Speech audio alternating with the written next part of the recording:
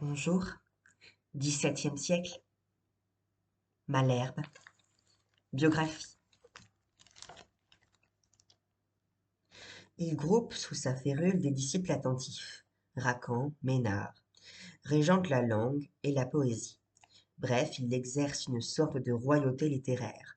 C'est à lui, plutôt qu'à Boileau, que conviendrait le titre de contrôleur général du Parnasse. Mais la fin de sa vie est triste. Son fils Marc-Antoine a été tué au cours d'une querelle.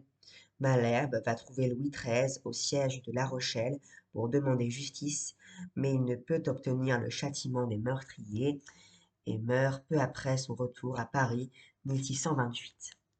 L'homme.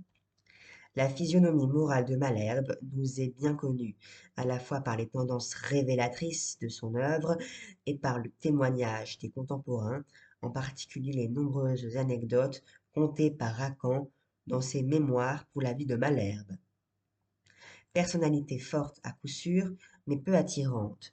Rien de commun avec le poète sensible et inspiré, tel que le concevront les romantiques.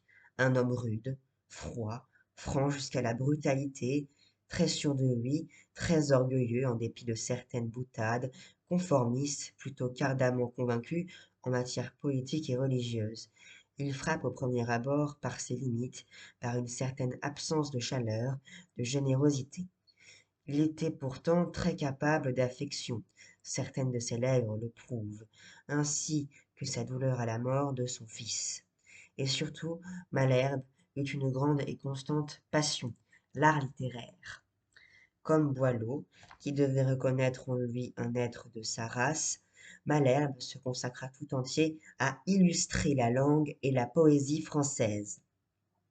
Il aima la forme pleine et harmonieuse d'un amour exclusif, bourru, intransigeant mais créateur, qui anime son œuvre poétique comme sa doctrine.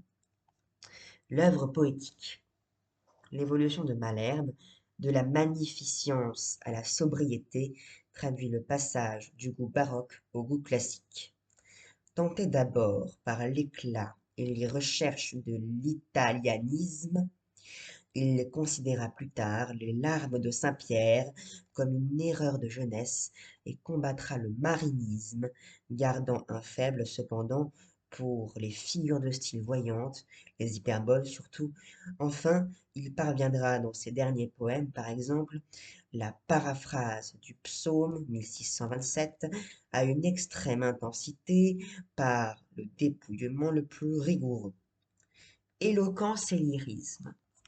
Pour Malherbe, la technique compte avant tout.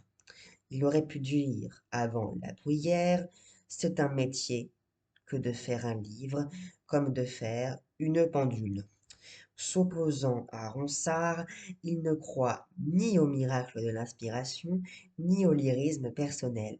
Pas d'effusion dans son œuvre, pas de confidence, aucune intimité. Ses poèmes sont des pièces de circonstance, parfois de commande, variations éloquentes sur des thèmes éternels, la mort et les charmes de la paix.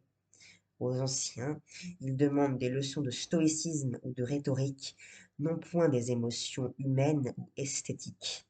Composition architecturale, élan oratoire soutenu, images somptueuses, facture impeccable, tels sont les caractères marquants de ces odes, stances ou sonnets. Beaucoup d'art, mais plus d'éloquence que de sensibilité. Malherbe n'évite pas toujours la froide rhétorique, écueil du lyrisme impersonnel. Ainsi aussi, ses meilleurs passages sont-ils ceux où le lien commun est transfiguré par les résonances d'une conviction chaleureuse ou méditative.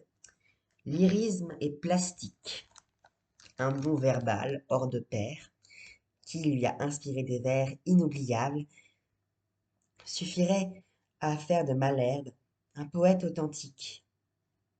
Mais on peut aussi relever dans son œuvre certains thèmes plastiques, qui révèlent un lyrisme original.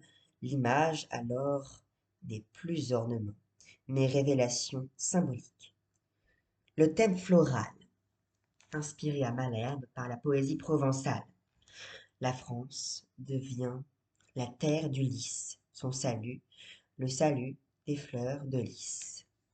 Fleurs de lys, voilà le retour, et vous allez être à nos yeux deux aventures prospères, fraîches comme aux yeux de nos pères.